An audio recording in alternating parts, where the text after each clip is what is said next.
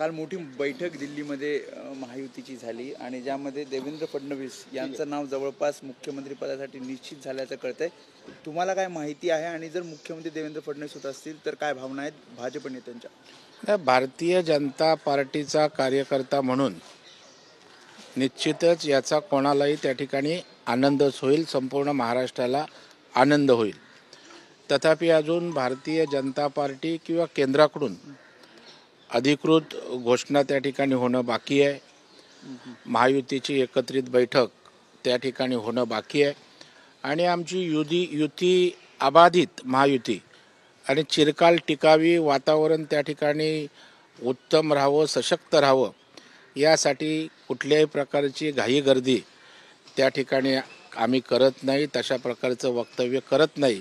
कारण महायुतीचा मुख्यमंत्री होणार आहे आणि त्याच्यामुळे मुख्यमंत्री पदासाठी काहीतरी वादविवाद आहेत अशा प्रकारचं चित्र उभं राहता कामा नये। केंद्रीय आमची समितीने अमित भाईंबरोबर बैठक झालेली आहे आणि लवकरच अंतिम निर्णय अधिकृतपणे आपल्याला कळेल। आजची बैठक पुढे ढकलण्यात आली आहे काय कारण? नाही, मला माहीत नाही, बैठक होती हेच माहीत नाही, त्याच्यामुळे पुढे ढकलल्याचा विषय माझ्यासाठी गौण आहे। गटनेते पद भाजपचं ते ठरल्यानंतर ही सगळी बैठक होईल असं म्हटलं जातं। नाही, निवडणुकीची एक प्रक्रिया असते, दोन्ही पक्षांनी आपले गटनेते ठरवलेले आहेत। भारतीय जनता पार्टीचा गटनेता त्या ठिकाणी ठरवायचा आहे आणि तो आता ठरवणं क्रमप्राप्त आहे। कदाचित दिल्लीच्या आमच्या नेतृत्वानं अमित भाईंनी काही सूचना त्या ठिकाणी निश्चितच दिल्या असतील, त्याप्रमाणे भारतीय जनता पार्टी महाराष्ट्र आणि आमचे प्रदेशाध्यक्ष योग्य तो निर्णय केंद्रीय नेत्यांशी बोलून घेतील। शिवसेनेला गृह खातं पाहिजे आहे। मला वाटतं ह्या जर तरच्या गोष्टी आहेत।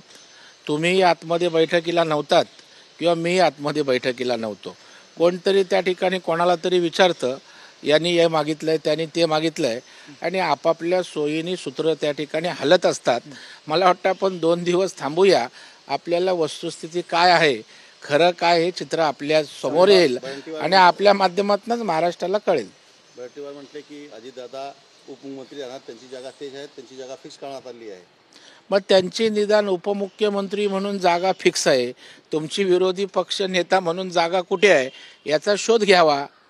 त्याच्यामुळे दुसऱ्याच्या जागेची काळजी घेण्यापेक्षा आपली जागा कुठे गायब झाली ती शोधावी, त्याच्या मागे लागावं। पण ते आपलं आत्मपरीक्षण करायचं सोडून आमच्याच ओटाठेवी करत बसलेत, हे दुर्दैव आहे। दरेकरांना अपेक्षा आहे या मंत्रिमंडळात स्थान मिळेल? नाही, आमच्याकडे निर्णय हा पक्षश्रेष्ठी घेत असतात, केंद्रीय नेतृत्व त्या ठिकाणी निर्णय घेत असतं। महाराष्ट्रातले आमचे नेते देवेंद्रजी, प्रदेशाध्यक्ष आणि महायुतीत अशा प्रकारचे निर्णय होत असतात आणि भारतीय जनता पार्टी मेरिटवर, क्षमतेवर, गरज आणि विविध निकषांवर त्या ठिकाणी निर्णय घेत असतात, होत असतात आणि त्याच्यामुळे तो विषय पक्षाचा आहे, पक्ष नेतृत्वाचा आहे। नाही, मी इच्छा वगैरे कुठे व्यक्त केली नाही। बोर्डाचा एक काल GR आला, ते चुकीने GR प्रसिद्ध करण्यात आल्याचं मंत्रालय अधिकाऱ्यांकडून सांगण्यात येते, ज्यामध्ये 10 लाख रुपयांची तरतूद 10 कोटी रुपयांची तरतूद करण्यात आली होती। मला याची कल्पना नाही, कारण आता त्या ठिकाणी सरकार चालू नाही आहे। प्रशासकीय पातळीवर काय झालं याची माहिती घेऊन त्यावर तपशीलवार भाष्य करता येईल। मुख्यमंत्री आज मूळगावी सातारा जाण्याची माहिती आहे, त्याच्याबद्दल काय?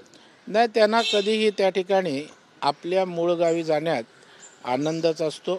अधूनमधून मुख्यमंत्री त्या ठिकाणी जात असतात, तसे कदाचित जात असावे। भाजपाची गटनेत्याची निवड कधी होणार? लवकरच होईल, कारण आता दोन्ही पक्षाच्या गटनेत्यांची निवड त्या ठिकाणी झालेली आहे आणि त्याच्यामुळे आम्हाला निवड करणं क्रमप्राप्त आहे आणि त्याच्यामुळे केंद्रीय नेतृत्वाशी चर्चा करून त्या ठिकाणी देवेंद्रजी आलेले आहेत। योग्य तो पक्ष पातळीवर या संदर्भात लवकरच निर्णय घेतला जाईल। संजय राऊत म्हणते की अजित पवार हे कायमचे उपमुख्यमंत्री राहतात। नाही, संजय राऊत कुठे राहतात जसं वडेट्टीवारांचं म्हटलं ते आपण शोधा, कारण आता खासदार व्हायचं म्हटलं तरी खासदार होण्या इतपत पण त्यांच्याकडे मतं नाहीत। मग ज्याला वडेट्टीवारला आपल्या विरोधी पक्ष नेत्याचा थांगपत्ता नाही, संजय राऊतला मी खासदार राहीन की नाही याचं माहीत नाही आणि त्या अजितदादांच्या उपमुख्यमंत्रीपदाची उठाठेव करतायत आणि त्याच्यामुळं स्वतःचं धड नाही आहे आणि दुसऱ्याची काळजी घेण्याचा प्रयत्न किंवा दुसऱ्याला त्या ठिकाणी टोकण्याचा त्या ठिकाणी प्रयत्न दिसतोय. केसरकरांनी म्हटलं की चांगली मुहूर्त नाही आहे आणि 2 दिवसानंतर 2 तारखेनंतर चांगली मुहूर्त येत आहे, आमची सत्ता स्थापन होणार आहे 2 तारखेनंतर. तर मुहूर्त चांगली नाही आहे. नाही, आता मी मुहूर्त बघत नाही, केसरकर मुहूर्त बघत असतील त्याच्यामुळे मुहूर्तासंदर्भात तेच तपशीलवार बोलू शकतात, कारण मी मुहूर्तही बघितला नाही आणि मला माहीतही नाही आणि त्यांचं मुहूर्त बघतात ते.